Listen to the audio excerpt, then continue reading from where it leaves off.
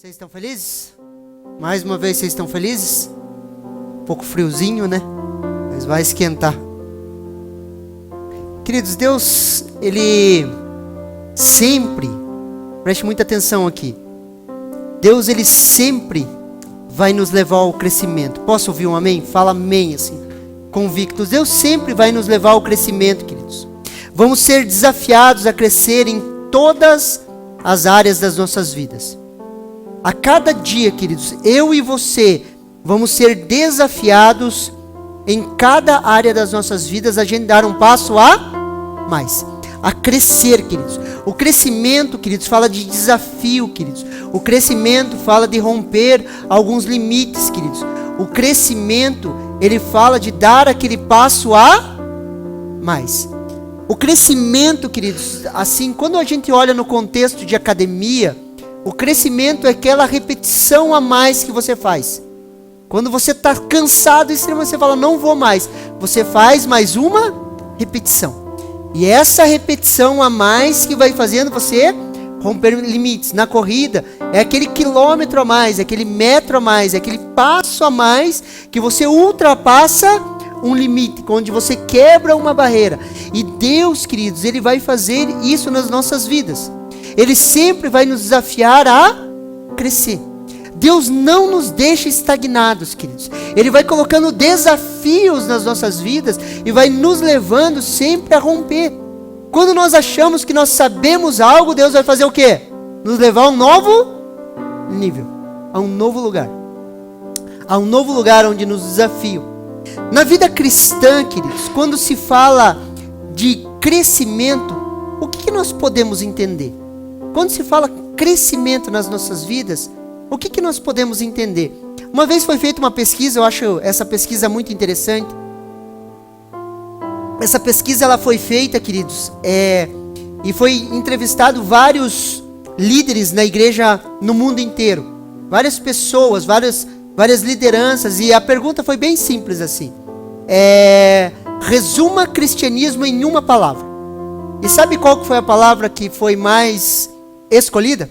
Foi uma única palavra: relacionamentos. Então nós podemos resumir o cristianismo como relacionamento. Relacionamento. Relacionamento com Deus e relacionamento com o meu próximo. Relacionamentos, queridos. Relacionamento com Deus e relacionamento com o meu próximo. Dos 10 mandamentos, queridos, os 4 primeiros mandamentos, eles vão falar de um relacionamento vertical, aonde eu me relaciono com Deus. E os outros 6 mandamentos vão falar do quê? Do meu relacionamento com pessoas. Relacionamento com pessoas. Então 4 vão ser na vertical e 6 na horizontal. Quando nós falamos de relacionamento na horizontal, olha o que 1 João, capítulo 4, versículo do 19 ao 21 nos fala. Primeira carta de João, capítulo 4, versículo 19 ao 20. Preste muita atenção nesse texto. Nós amamos a Ele porque Ele nos amou primeiro. Se alguém diz, eu amo a Deus e odeia o seu irmão, é mentiroso. Pois quem não ama seu irmão a qual viu, como pode amar a Deus a quem não viu? E dele temos este mandamento: que quem ama a Deus, ame também o seu irmão. Queridos, aqui a gente pode sacar alguns princípios desse texto. E um deles que é muito interessante: nós amamos porque Ele nos amou primeiro. Nós amamos porque Ele nos amou primeiro, queridos. Deus, Ele é amor, queridos. E para eu e você manifestarmos esse amor na face da terra, nós precisamos estar conectados com Deus. É impossível, queridos, para a natureza caída, para o homem caído amar, queridos. Por isso que nós precisamos nos conectar à fonte do amor. É esse amor ágape, o amor incondicional, o amor de Deus sobre as pessoas e o amor de Deus que Ele nos desafia a amar as pessoas. E a única maneira de nós nos amarmos, queridos, é conectado a essa fonte. O amor ágape, queridos, é um amor sem condição, ele é incondicional. As pessoas às vezes falam, pastor, eu amo macarrão. Você gosta de macarrão, sim ou não? Eu gosto. Sabe macarrão com queijo, assim? Bem gostoso, assim. Com carne moída, queijo, assim. Dá água na boca, não dá? E a pessoa fala assim, eu amo macarrão. Eu amo macarrão. Agora imagine, querido, você pega um prato de macarrão assim, bem gostoso, assim. Suculento. Quando você está comendo ele assim, fresquinho, você fala, nossa, que delícia. Sim ou não? Agora pega esse macarrão, queridos, deixe 1 mês fora da geladeira. O que acontece? Azeda. Agora o macarrão azedou, queridos. Você consegue falar que você ama macarrão? Imagina você dando uma garfada naquele macarrão de 1 mês fora da geladeira, verde já assim. Você ama macarrão? Só porque a circunstância mudou, só porque ele azedou, você parou de amar. Por causa da condição que aquele macarrão estava, você parou de amá-lo. Só que o amor de Deus para mim e para a sua vida é um amor incondicional, independentemente das condições. Por isso que quando você azeda, Deus continua te amando. Só que agora, quando nós olhamos para os nossos relacionamentos, e quando azedar?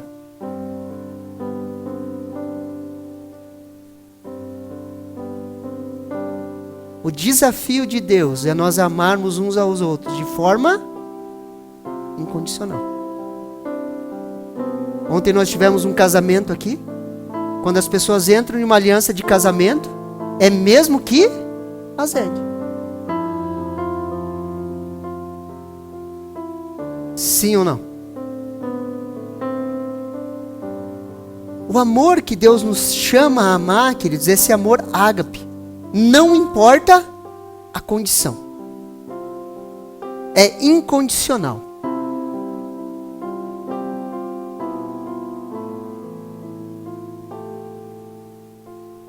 Dessa forma, Deus nos amou. E quando que Deus nos amou, queridos? Olha que interessante. Apocalipse 13, versículo 8. E adoravam-no todos os que habitam sobre a terra, esses cujos nomes estão escritos no livro da vida do Cordeiro, que foi morto desde a fundação do mundo. Queridos, Jesus já foi sacrificado, queridos, lá na fundação do mundo, queridos. Jesus, ele já tinha se entregado, queridos, antes da queda. Antes da fundação do mundo, o amor de Deus era sobre as nossas vidas. Antes de todas as coisas, queridos, serem criadas, queridos, Deus já nos amava na sua presciência, queridos. Jesus morreu antes da fundação do mundo. Só podemos amar ou ter a capacidade de amar porque Ele nos amou primeiro. Porque Ele nos amou primeiro, queridos. Deus, Ele prova o seu amor tendo Cristo Jesus morrido por nós, ainda nós sendo pecadores. Preste atenção aqui. A prova de amor de Deus é Jesus morrendo na cruz. Só que o amor, a essência do amor de Deus vem da eternidade, queridos. Deus nos amou na eternidade, queridos. Antes da fundação do mundo, antes das coisas visíveis serem criadas, Deus já nos amava, queridos. E é com esse amor que nós somos amarrados. Vem a prova desse amor, Jesus morrendo em uma cruz. Posso ouvir um amém? Nós somos envolvidos com esse amor. Olha o que Jeremias 31, capítulo 31, versículo 3 nos fala. Há muito que o Senhor me apareceu dizendo, porquanto com amor eterno te amei, por isso com benignidade eu te atraí. Queridos, com amor eterno Ele nos amou, e com a sua benignidade Ele nos atraiu. Se você está aqui nessa noite, queridos, é porque você foi atraído por Jesus. Se você usufrui do amor de Deus, é porque você foi atraído por Ele. E você respondeu de forma positiva ao chamado dEle sobre a sua vida. Com esse amor Ele tem nos amado. Oséias vai falar que com cordas de amor Ele tem nos amarrado. Nós somos envolvidos, queridos, nesse amor de Deus. Quanto mais eu amo a Deus, mais eu reflito o seu amor. Mas como que eu posso crescer, pastor, nesse entendimento, desse amor vertical, tanto o amor de Deus para comigo, como o meu amor para com Ele? Como que nós podemos crescer, queridos? Como nós podemos desenvolver isso? Como eu posso amar mais a Deus? Crescer nesse entendimento. Primeiro, queridos, entendendo quem eu era antes de Cristo. Você tem uma vida antes de Jesus, sim ou não? E ela não deve ser muito bonita. Sim ou não? Se ela for meio bonita, sim, é porque você não encontrou um Salvador. Você não precisava dele. Agora, se a sua história antes de Jesus é meio feinha assim, é porque você precisava de um Salvador. Olha o que Salmo capítulo 40, versículo 2 e 3 nos fala. Tirou-me de um poço de perdição, de um atoleiro de lama, colocou os meus pés sobre uma rocha e firmou os meus passos. Deus te coloca os seus pés sobre uma firme rocha que é Jesus, e Ele firma os teus passos. Posso ouvir um amém? Isso é uma promessa para você. Aonde você anda meio cambaleando assim, Ele vai firmar os teus passos. Posso ouvir um amém? E me pôs nos lábios um cântico novo, um hino de louvor ao nosso Deus. Muitos verão essas coisas e temerão e confiarão no... Queridos, Deus te pôs um cântico novo. Pare de cantar as velhas bobeiras que você cantava antes. Pare de ouvir aquelas músicas que, se o cara passar na porta, enrosca na porta. Ele pôs um novo cântico. Pastor, é errado o crente ouvir música do mundo, pastor? Ele colocou um novo... É um novo cântico, queridos, uma novidade, algo novo para você cantar. Então pare de cantar as coisas velhas. Ele te firmou os pés em uma rocha, que se chama Jesus Cristo. Posso ouvir um amém? Ele nos firmou, queridos. Ele nos tirou de um poço de perdição, firmou os nossos pés na rocha, colocou um cântico novo em nossos lábios. Hoje nós somos felizes. Aleluia. Queridos, você é feliz? Queridos, eu sou muito feliz. Quando eu olho a vida que eu tinha, quem eu era, eu olho hoje, queridos, eu louvo a Deus por aquilo que Ele fez na minha vida, queridos. Hoje eu posso dizer, queridos, eu sou feliz, eu tenho uma família, eu tenho filhos lindos, queridos, eu tenho uma bela esposa, queridos. Hoje eu sou feliz. Eu sou realizado com a igreja, queridos. Eu sou realizado com aquilo que Deus tem feito nas nossas vidas. Eu acordo feliz. Depois que eu me converto, as 2 primeiras horas eu não sou crente.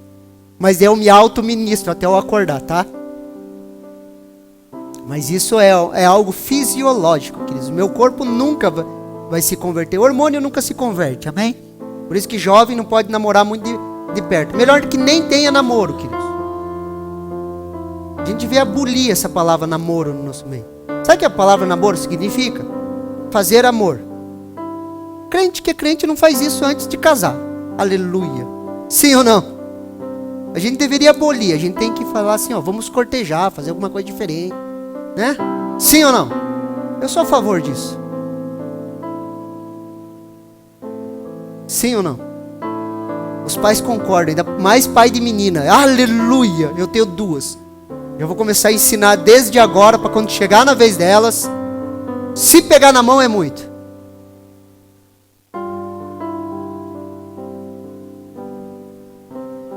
Hoje nós somos felizes, temos muito mais do que merecemos. Deixa eu falar uma coisa para você aqui. Olha aqui para mim. Você tem muito mais do que você merece. Queridos, parece algo simples, queridos, mas nós somos bombardeados de informações, queridos. Nós somos bombardeados dia a dia, queridos. A Bíblia fala que os olhos são a candeia da alma, queridos. E a nossa alma é bombardeada através daquilo que nós vemos, queridos. E volta e meia, queridos, tenta nascer dentro de nós um sentimento de que sempre nos falta algo. Como que o marketing funciona, queridos? O marketing funciona dessa maneira, queridos. Eles criam uma necessidade, queridos, que não existe. Depois eles te fazem acreditar que você precisa daquilo. Depois eles te vendem aquilo que eles já tinham criado antes da necessidade. Aleluia. Nada contra o marketing ou quem é marqueteiro. Deus abençoe o teu trabalho. Mas é isso que eles fazem. É criar necessidades, queridos. Só que se nós blindarmos o nosso coração e entendermos, queridos, nós temos muito mais do que nós merecemos. Aí eu olho para a minha vida e eu falo, aleluia. Ah, pastor, eu não posso querer algo. Não é disso que eu estou falando, queridos. Eu estou falando quando a necessidade de algo toma a tua alma. E você fica triste às vezes por algo que você não tem. Ou pelaquela comparação que você fez na rede social.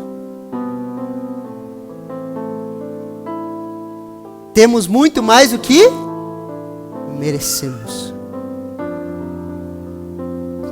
Olha o que o Romanos capítulo 3, queridos, versículo do 9 ao 12 nos fala. Romanos capítulo 3, versículo 9 ao 12. Queridos, o capítulo 3 de Romanos, queridos, é um capítulo para a gente decorar. Fala amém aí, crente. Pegue Romanos capítulo 3 e decore ele, queridos. Decore, leia, releia, até que isso se torne uma verdade na sua vida. Até que isso se crave no teu coração como uma verdade. E olha o que o apóstolo Paulo fala em Romanos capítulo 3, do versículo 9 ao 12. Que se conclui? Temos nós alguma vantagem? Não, de forma nenhuma. Pois já temos demonstrado que todos, tanto judeus como gregos, estão debaixo do pecado. Como está escrito, não há justo, nenhum sequer, não há quem entenda, não há quem busque a Deus. Todos se desviaram, juntamente se tornaram inúteis. Não há quem faça o bem, não há nenhum sequer. Quando Paulo começa ali, o que concluímos? O que se conclui? Temos nós alguma vantagem? Ele está discutindo se há uma vantagem de ser judeu ou não na nova aliança. E ele está fazendo um comparativo entre ser ou não ser. E daí ele chega a uma conclusão. E qual que é a conclusão? Pode ser judeu, pode ser gentil, pode ser francês, alemão, italiano, índio, português, japonês, pode ser o que for. Todos estão debaixo do pecado. Todos nós, queridos, estávamos debaixo do pecado. Todos, queridos, nos tornamos inúteis diante de Deus. Todos nós. Esse era o nosso retrato, éramos inúteis. E Paulo fala que não há um que faça o bem, um sequer, queridos. Os olhos de Deus passaram sobre a terra, queridos, e ele chegou a uma conclusão, não existe um justo. Nossas ações eram contrárias a Deus. Sem Jesus, eu e você éramos inimigos de Deus. Esse é o retrato. Sabe por que eu vivo batendo nisso, queridos? Se nós não entendermos isso, nós não entendemos o evangelho, nós vivemos uma religião. Porque nós vamos olhar para as nossas vidas no passado e falar, eu não era tão ruim assim. Eu fui criado na igreja, eu tenho isso. Eu sou parente de não sei quem, meu bisavô era pastor, meu pai era pastor, e não sei quem era pastor. Já vem de uma tradição de família de pastor. Quase somos programados a ser semideuses. E a gente fica se prendendo nessas coisas, queridos. E nós não entendemos a realidade da palavra de Deus. E a realidade da palavra de Deus nos ensina que todos nós pecamos e carecemos da glória de Deus. Todos nós, queridos. Todos nós. Por isso que é necessário nascer de novo. Olha o que João capítulo 3, versículo 3 nos fala. Jesus respondeu: em verdade lhe digo, que se alguém não nascer de novo, não pode ver o reino de Deus. Jesus está tendo uma conversa com Nicodemos. Nicodemos não está entendendo nada que Jesus estava falando. Jesus olha para Nicodemos, a primeira abordagem de Jesus é assim: é necessário nascer de novo. Nicodemos, na sua mente lógica, queridos, no seu pensamento lógico, ele fala o quê? Pode alguém velho voltar a ser bebê e entrar no ventre da sua mãe e nascer de novo? Jesus se assusta com ele e fala: você é mestre em Israel, você não entende dessas coisas, cara.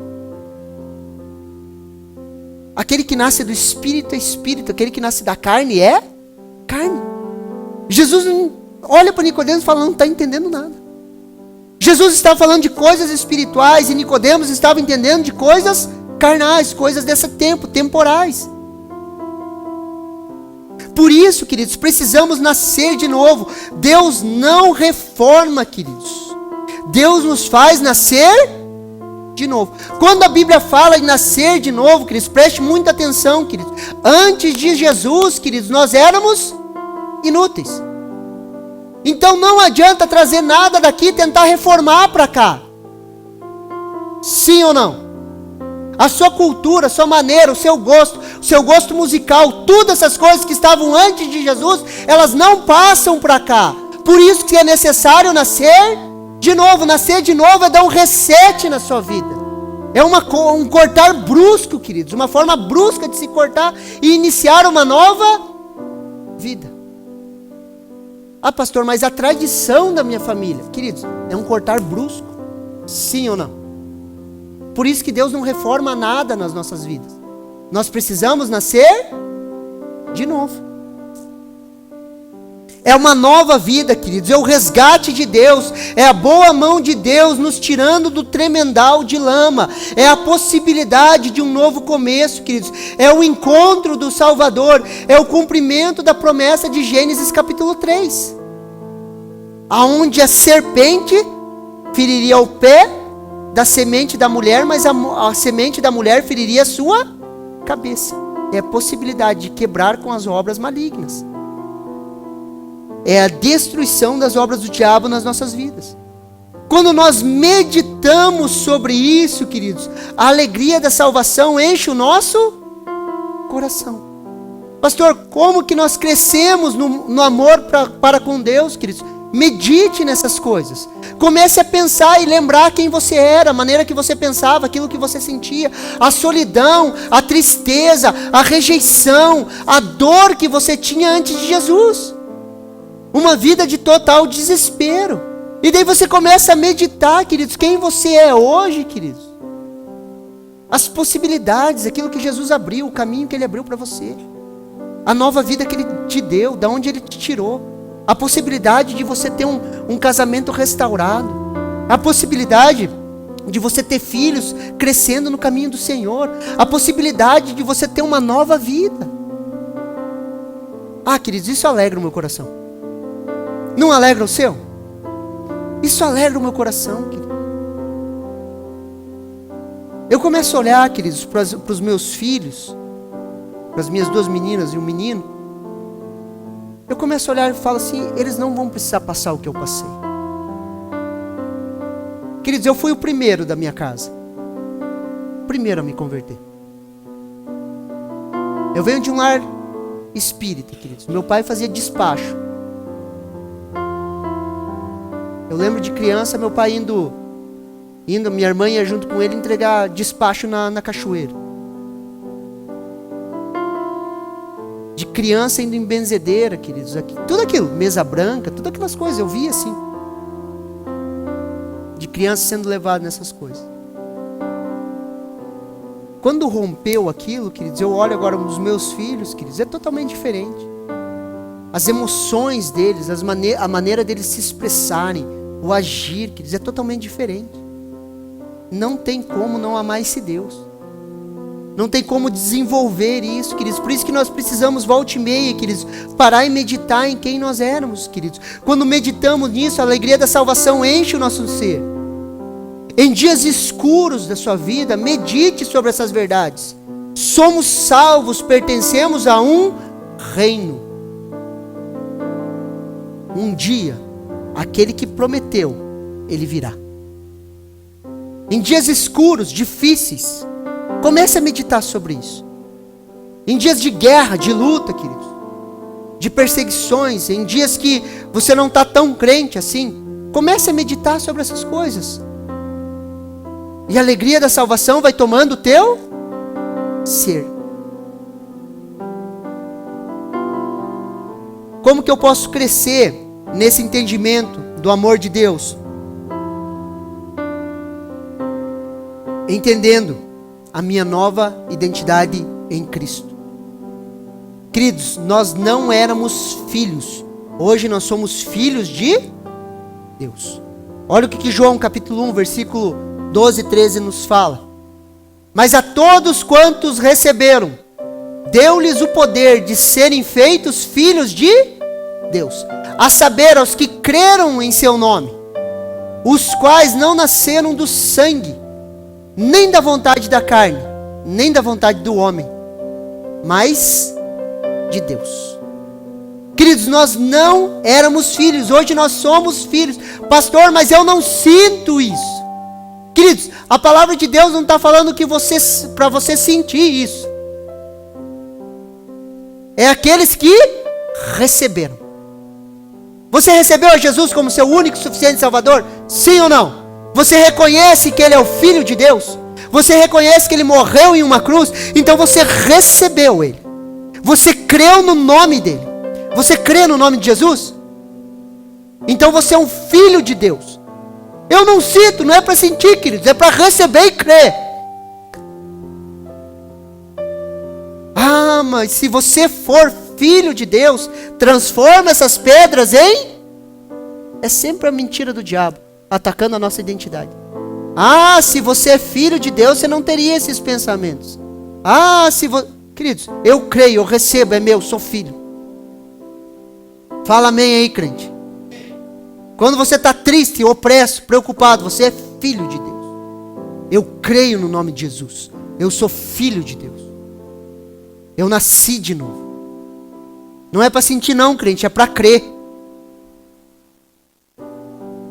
Como filho, queridos, nós temos uma herança. Olha o que Romanos capítulo 8, versículo 16 ao 18 nos fala.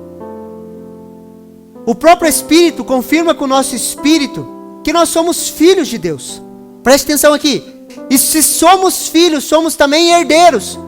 Herdeiros de Deus e co-herdeiros com Cristo. Se com Ele sofremos, para que também com Ele sejamos glorificados.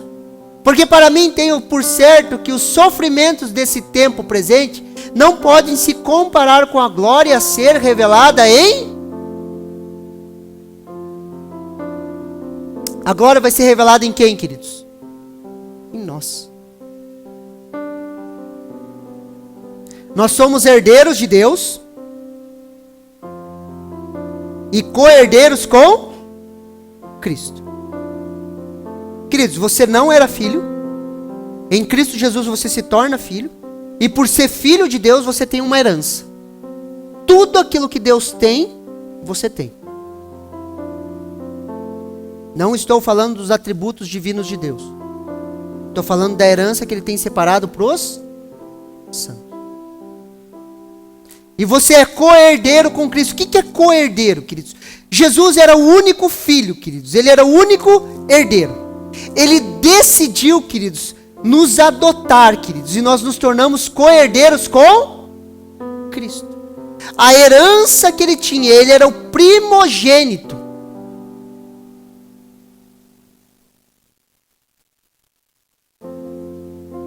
Ele dividiu essa herança. Ele era o único filho, amém? Ele era o único filho, o unigênito filho de Deus, o único filho. E agora ele se torna o primogênito, o primeiro de muitos irmãos. Então eu e você temos uma herança em Cristo Jesus. Posso ouvir um amém? Quer ver como a gente não entende? Presta atenção aqui em mim. Não cai no nosso coração, quer ver? Presta atenção. Imagine comigo aqui. Presta atenção aqui. Imagine que teu sogro, sua sogra, se forem vivos ainda, ou alguém próximo de você, te deixa uma fortuna, queridos, de R$1 milhão. R$1 milhão. R$1 milhão. A pessoa chega para você assim e fala assim, ó, não deveria fazer isso, mas eu vou fazer e eu estou te dando R$1 milhão como herança. E está depositado na tua conta. Como que você acordaria amanhã? Feliz? O que você faria, queridos, da sua vida? Se alguém te desse uma herança milionária, queridos, como que seria a sua segunda-feira? Agora a gente vem em um culto de domingo, queridos, e você escuta que Jesus Cristo decidiu te tornar co-herdeiro junto com Ele. Todas as bênçãos espirituais que estão sobre Jesus estão sobre a sua cabeça. Tudo aquilo que Deus tem, Ele colocou sobre você. Ele te fez herdeiro por decisão dele, não sua. Jesus, que era o único filho de Deus, único, tinha direito a tudo, querido. Ele olha e fala assim, ó, eu vou repartir com todos vocês, eu estou dando tudo. Bendito seja Deus e Pai de nosso Senhor Jesus Cristo, que nos abençoou com todas as sortes de bênção nos lugares celestiais em Cristo Jesus. Você entra em Cristo, todas as bênçãos celestiais estão sobre a sua cabeça. Como que uma notícia dessa não consegue mudar a tua segunda-feira, assim como R$1 milhão mudaria?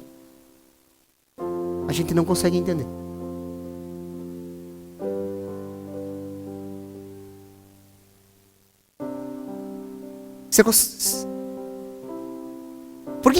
Por que tem que dar um choque? Porque você tem que falar assim, você tem que ir para casa hoje falando assim, eu não entendo. O grande problema é que a gente lê a Bíblia e a gente fala, eu sei. Eu sei, está escrito lá. Eu sei o que está escrito em Efésios. Eu sei o que está escrito em Romanos, pastor. Queridos, saber o que está escrito e ter a revelação dentro de você é uma coisa muito diferente. Crente morre por causa de um palmo, queridos. Esse palmo da cabeça até o coração. Todo mundo que morre afogado, queridos, ele morre afogado por causa de 4 dedos. O corpo humano boia, queridos. E as pessoas morrem afogadas por causa de ficar se debatendo por causa de 4 dedos. E o crente é a mesma coisa, ele morre porque não sai daqui para entrar. Quando eu insisto, queridos, que nós éramos inúteis, nós precisamos meditar nisso por quê? Porque isso precisa quebrar a religião na nossa vida. De achar que a gente era bonzinho.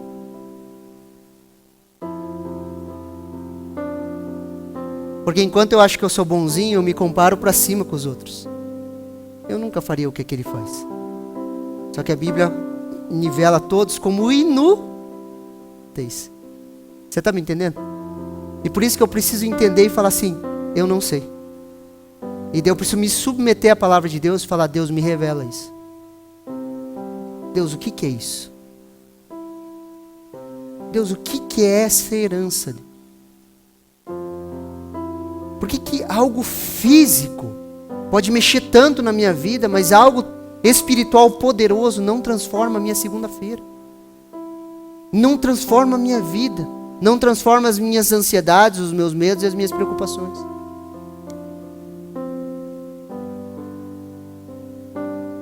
Por que eu não consigo entrar em um descanso? Por que eu não consigo entrar num fluir? Por que eu não consigo ver diferença na minha vida? Queridos, eu estou falando isso porque está no coração de muitas pessoas aqui. E olha que a gente tem pouca gente aqui. Então, proporcionalmente, deve ser bastante gente que deve estar pensando assim. Eu nem ia falar sobre isso na palavra, queridos, mas eu entendo da parte de Deus que eu estou falando isso para alguém. Por isso que nós ficamos pensando, por que o Evangelho não muda a minha vida? Por que passa tempo e tempo e tempo, e eu penso do mesmo jeito, eu ajo do mesmo jeito, eu funciono do mesmo jeito? Eu acho que está na hora de a gente se render e falar assim, nós não sabemos. Somos herdeiros. E co-herdeiros com? Somos filhos de Deus. O que é ser um filho de Deus? filhos de Deus. Filhos de Deus. Como não ter uma vida alegre, queridos, sabendo que eu tenho Deus como Pai? Ele me resgatou do império das trevas e me transportou para o reino do Filho do seu amor. Ele me tirou de uma vida inútil, de uma vida afastada dele, de uma vida sem ele, e ele me levou para perto e me chamou de filho e me adotou. Além de me adotar, me repartiu uma herança. Como uma notícia dessa não pode mudar a minha segunda-feira? Como uma notícia dessa não pode me fazer servir as pessoas? Consegue me entender? Nós precisamos crescer nessa revelação de amor, querido. Nós precisamos chegar diante de Deus e falar: Deus, eu não sei o tanto que eu sou amado. Deus, eu não sei o tanto que o Senhor me desafia a amar. Deus, eu não sei, eu preciso que o Senhor me revele. Eu preciso que os olhos do meu coração sejam iluminados para que eu possa compreender a grandeza, a profundidade desse amor que o Senhor tem para comigo. Porque de tanto a gente falar e ouvir, queridos, as coisas se tornam comuns na nossa vida. É normal o pastor falar que a gente é filho de Deus, é normal a gente cantar. E de tanto se tornar normal, nós normalizamos a presença de Deus. Nós chamamos, é assim, normal, vai vir, comum. Queridos, isso nunca poderia acontecer. A presença de Deus, queridos, é a coisa mais preciosa que nós temos. Quando nós nos reunimos aqui, queridos, o culto de domingo, queridos, é algo sobrenatural. Algo que nós olhamos e falamos: é isso, é isso. É a manifestação da glória e do favor de Deus sobre as nossas vidas. Nós precisamos crescer, queridos, nesse entendimento do amor de Deus para conosco. Nós precisamos entender um pouco mais, queridos, sobre a nossa identidade em Cristo Jesus, queridos. Entendemos um pouquinho como crescer nesse amor vertical, de compreender o tanto que Deus nos ama, queridos. Agora vamos para o segundo grande mandamento. Olha o que Mateus capítulo 2, do versículo 35 ao 40 nos fala. Mateus 22, do 35 ao 40. Preste atenção aqui. E um deles, doutor da lei, interrogou para experimentar, dizendo: Mestre, qual é o grande mandamento da lei? E Jesus disse: Amarás o Senhor teu Deus de todo o teu coração, de toda a tua alma e de todo o teu pensamento. Este é o primeiro e grande mandamento. E o segundo, semelhante a este, é: amarás o teu próximo como a ti mesmo. Desses dois mandamentos dependem toda a lei e os profetas. Queridos, nós somos deslumbrados com o amor de Deus para conosco. Nós somos amados por Ele. Por isso nós amamos. Por isso nós amamos. Por que nós amamos? Porque Ele nos amou primeiro. Como crescer nesse segundo mandamento, queridos? Como crescer nesse entendimento do amor para com o meu próximo? Primeiro ponto: não busque os seus interesses. Olha o que 1 Coríntios capítulo 10, versículo 23 ao 24 nos fala. Presta atenção aqui. Todas as coisas são lícitas, mas nem todas me convêm. Todas as coisas são lícitas, mas nem todas edificam.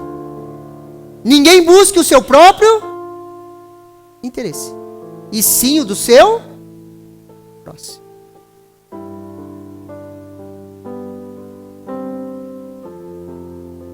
Pastor, não é lícito eu buscar uma vida melhor? É. Todas as coisas são, mas nem todas edificam. Uma vez chegaram para mim e para Karen e falaram: vocês têm que pensar um pouco mais em vocês. Na hora me veio esse texto.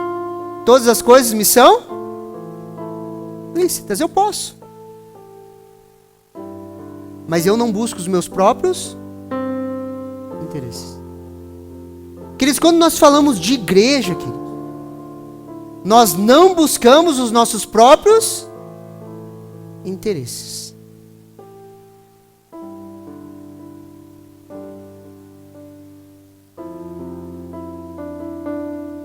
Essa é uma faceta do amor.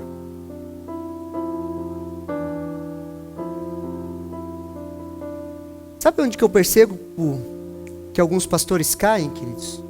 Na busca do seu próprio interesse.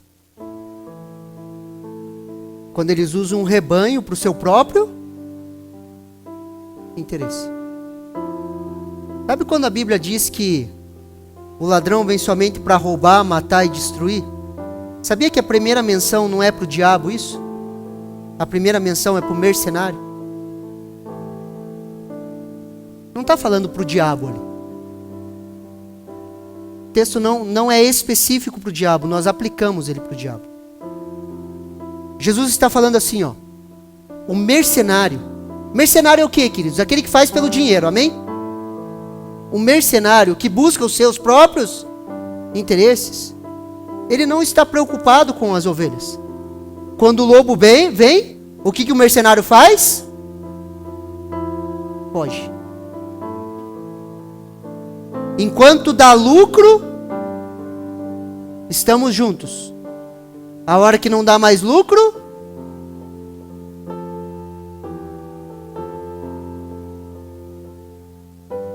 mas o bom pastor, ele dá a sua vida pelas...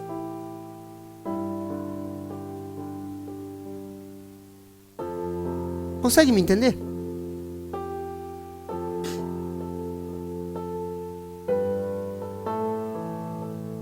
Olha o que Romanos capítulo 13, versículo 10 nos fala. O amor não faz mal ao próximo, de sorte que o cumprimento da lei é o amor. Olha o que interessante, queridos. João 3,16, queridos. Olha que interessante. O que João 3,16 fala? Todo mundo já sabe, né? Porque Deus amou o mundo de tal maneira que deu seu Filho unigênito para todo que nele crê não pereça, mas tenha vida eterna. O amor de Deus para conosco. 1 João capítulo 3, versículo 16. Conhecemos o amor nisto, que Ele deu a sua vida por nós. E nós temos um dever, queridos. Qual que é o nosso dever? Dar a vida pelos irmãos. Ele não deu a vida por nós? Nós devemos dar a vida pelos nossos irmãos. Pastor, todo mundo foi chamado para cuidar de grupo familiar? Sim, porque senão você não dá a vida para o seu irmão. Você só quer que as pessoas te sirvam. Sim ou não? Ah, pastor, mas cuidar de gente, pastor, eu prefiro cuidar de bicho, pastor. Você não dá a vida pelas tuas vacas.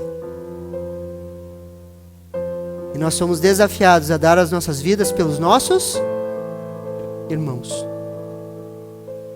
Por quê, pastor? Porque nós vamos ser reconhecidos por esse amor. Olha o que João capítulo 13, versículo 34 e 35 nos fala, queridos. Um novo mandamento vos dou, que vos ameis uns aos outros, como eu vos amei. Que também vos amem uns aos outros. Assim, uns aos outros vos ameis. Nisto todos conhecerão que sois meus discípulos, se vocês amarem uns aos outros. Queridos, aqui Jesus dá um upgrade. Primeiro ele fala assim, ó, ame o seu próximo como a si mesmo. Depois ele dá um up assim. Ele fala assim, ame ao próximo como eu vos amei. Eu me entreguei por vocês e agora vocês se entregam pelos outros.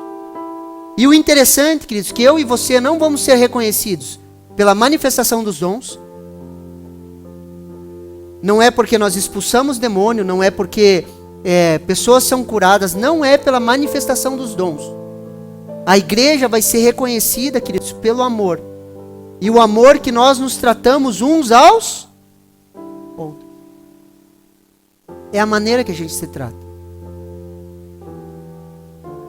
É a maneira que nos amamos.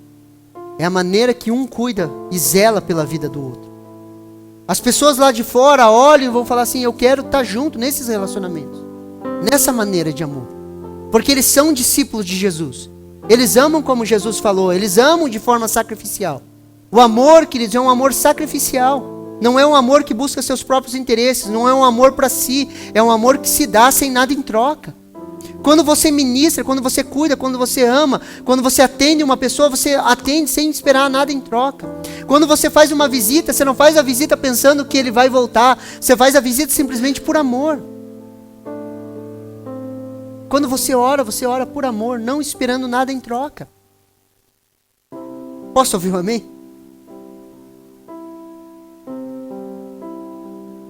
Qual é o padrão que eu tenho usado para o amor?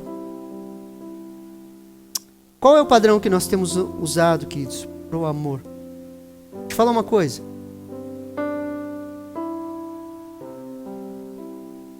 Nós vamos, queridos, desenvolver relacionamentos profundos. Fala amém aí, crente, me ajuda a profetizar. Como igreja, queridos, nós vamos ter relacionamentos profundos. Nós vamos ter relacionamentos profundos. Sabe o que é ter relacionamento profundo, queridos? É a gente estar tão perto, queridos, que nós conseguimos enxergar o defeito do outro. Defeito, queridos, quando eu falo, não é vida no pecado. Posso ouvir um amém? Não é vida no pecado. Porque o defeito no outro, queridos, pode não ser defeito, mas para você é ser defeito. Ah, pastor, aquele me irrita. Por quê, querido? Ele está pecando, ele está fazendo algo de errado. A ira santa de Deus te acende. Não, pastor, só o jeito dele. Ah, então cresce, cara. Enquanto o outro te irritar, querido, você não vai crescer em nada. Agora, quando você olha e fala assim, pastor, eu me irrito com aquela pessoa, eu preciso crescer. Daí não é mais ele, é você. Posso ouvir um amém? É igual casado, falar assim, nossa, a Kelly me irrita. Não, querido, sou eu que me irrito com a Kelly. Eu que tenho áreas que não foram tratadas, eu que fico nervoso à toa. Às vezes ela não fez nada, é eu que sou sarna mesmo. Preciso ser mais parecido com Jesus. Posso ouvir um amém? Consegue me entender? E nós precisamos desenvolver esses relacionamentos profundos, queridos. Como crescer nesse segundo mandamento? Sirva. Olha o que Marcos capítulo 10, versículo 45 nos fala. Pois o próprio Filho do Homem não veio para ser servido, mas para servir e dar a vida em resgate por muitos. Querido, Jesus não veio para ser servido. Eu e você não viemos para ser servido. Nós viemos para servir. Nós precisamos virar a chave, queridos. Deus tem nos dado dons e talentos. Quando eu olho para vocês aqui, queridos, eu vejo dons e talentos. Deus tem nos dado, queridos, dons e talentos. E o bom uso desses dons e talentos nos leva ao amor à prática. Quando nós olhamos, queridos, os dons e talentos e usamos eles para servir, isso é amor na prática. É não enterrar o talento, é usar aquilo que Deus nos deu para servir pessoas. Usar aquilo que Deus tem nos dado. Quando de forma intencional vivemos uma vida para servir, sem segundas intenções, vamos crescer em um amor real, em uma fé prática. Sabe quando você serve, queridos? Você serve sem segundas intenções. Queridos, isso é um parto, queridos. Ah, pastor, mas eu visito, pastor, e ele não vem no culto. Você não visita para ele vir no culto. Fala amém aí. Você visita por amor a ele. Você não faz grupo familiar para as pessoas virem para a igreja. Você faz o grupo familiar por amor àquelas pessoas, por servir elas. Nós temos que virar essa chave assim. Eu faço todas as coisas sem esperar nada em troca. Ah, pastor, estou decepcionado com fulano de tal. Por quê? Ah, porque eu fiz e não... Você esperou algo em troca. Ah, mas eu fiz naquele ministério, pastor. Tá machucado? Tô. Você esperou algo em troca.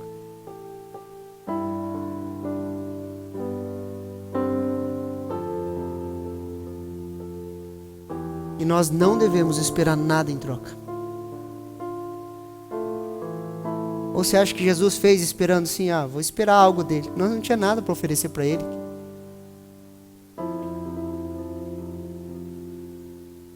Quando nós servimos, queridos, nós servimos sem esperar nada em troca. Essa é fé na prática. Olha o que Tiago, capítulo 2, versículo 15 ao 17 nos fala. Se um irmão ou uma irmã estiver com falta de roupa, necessidade de alimento diário, e um de vocês lhe disser, vão em paz, tratem de se aquecer e de se alimentar bem, mas não lhe dão o necessário para o corpo, qual é o proveito disso? Assim também a fé, se não tiver obras, por si só é morta. A fé na prática é isso, querido. Servimos e vivemos nossa fé de forma prática. Assim crescemos no amor. Quando nós olhamos assim, queridos, se você olha alguém com necessidade, você fala assim, Deus te abençoe. Queridos, não é uma fé prática. A fé prática vai nos levar ao serviço. E quando nós servimos essas pessoas, nós esperamos algo em troca? Não. Uma vez nós recolhemos, queridos, um rapaz. E a gente tinha, em Paranavaí, nós tínhamos uma casa alugada, onde a gente tinha um projeto social de jiu-jitsu. Nós dávamos aula de jiu-jitsu ali, tinha um tatame, um lugar bonito. A gente colocou ele para morar naquela casa. Queridos, deu um tempo, a gente cuidou dele, o que ele fez? Vazou, querido. E a gente não achava ele, encontramos ele na rua, o que a gente fez? Trouxe ele de volta. Demos banho, tomamos roupa, colocamos ele lá na casa de novo,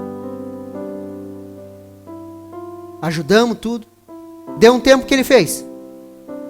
Foi embora de novo.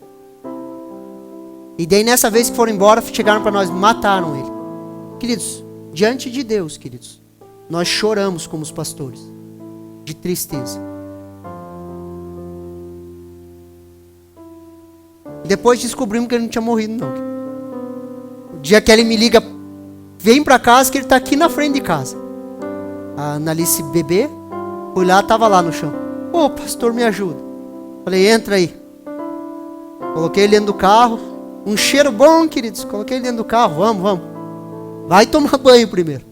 Demos um banho nele, roupa nova, comida quentinha. Colocamos ele dentro da casa de novo. A terceira vez que ele foi embora, ele levou 2 TV dessa e meu bebedor de água. Que eu tinha comprado pro projeto social. Levou embora para vender. Para trocar por droga. E se eu encontrasse ele de novo na rua, o que você acha que eu ia fazer? Eu ia levar ele para lá de novo. Queridos, o que é uma TV com relação à eternidade desse homem? Porque se ele roubou a TV, queridos, ele não se arrepender, para onde que ele vai? E se eu sirvo, eu não espero nada em troca. Diante de Deus, queridos, a gente já tinha conversado como liderança, de pastores. Se nós encontrar ele de novo, nós trazemos ele de novo. A igreja ficou brava, mas roubou. Ele roubou, e o que você fez antes de Jesus, querido? Você fez coisa feia sem Jesus? Consegue me entender? A gente precisa aprender a servir, queridos, sem esperar nada em troca. Nisso nós vamos crescendo em amor. Essa vida que nós vivemos, queridos, é uma vida de entrega, de renúncia. Olha o que Marcos capítulo 8, versículo 34 nos fala.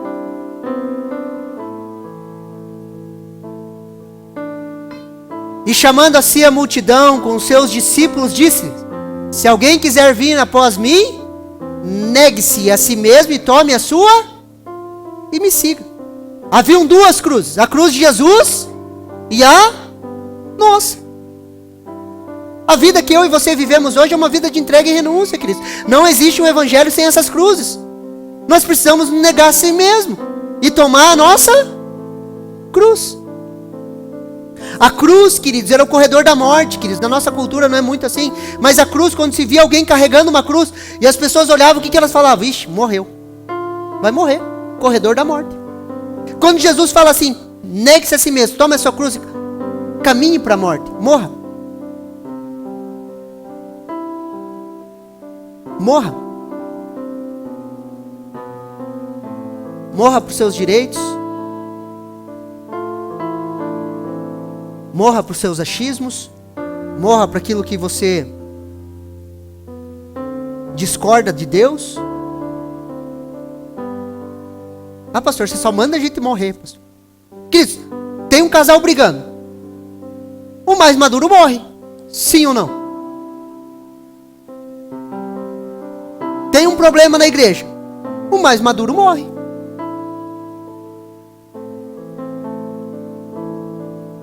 Sim ou não?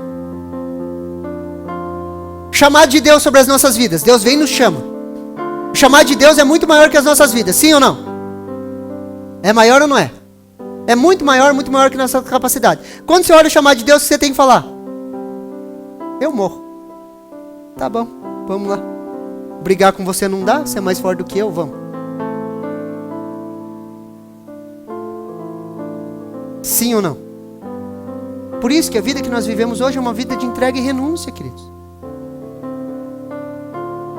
O que é pecado hoje? Gálatas capítulo 5, versículo 14, olha. Porque toda lei se cumpre em uma só palavra. Nesta. Amará o teu próximo como a ti? Porque toda lei se cumpre em uma só palavra. Amará o teu próximo como a ti? Mesmo. O que era o pecado antigamente, queridos? Na antiga aliança? A quebra do mandamento. Sim ou não? O mandamento fala, não minta. Você mentia, o que acontecia? Você pecava. Qual que é o mandamento hoje? Ame a Deus acima de todas as coisas, com toda a sua alma. E ame o seu? Se você quebrar a lei do amor, você peca.